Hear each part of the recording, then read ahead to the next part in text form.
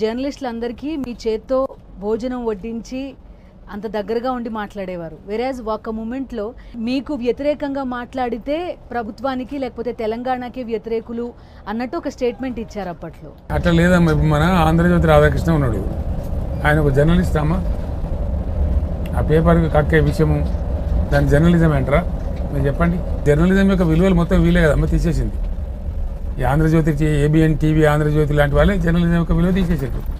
జర్నలిస్టుల యొక్క గౌరవం తీసేసిండ్రు, దాని పరువే తీసేసిండ్రు కదా వీళ్ళు. అసలు కంప్లీట్గా బజారు నిలబెట్టారు కదా. మేము బాగా అరుగుది, మేము గెలిపిస్తాం, సస్తం చేస్తామని అనుకుంటారు. చంద్రబాబు నేను గెలిపించానా అమ్మ? పోయినసారి ఏపీలో గెలిపించిండ్రా? మరి ఏమైంది? వీళ్ళు తెలివితేడలు.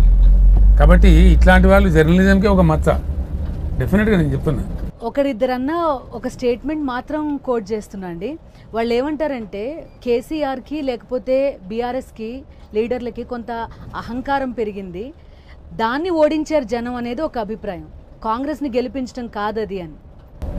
అదంతా ట్రాషా. అది మాకు అసలు అహంకారం అని ఉండాల్సిన అవసరం లేదు.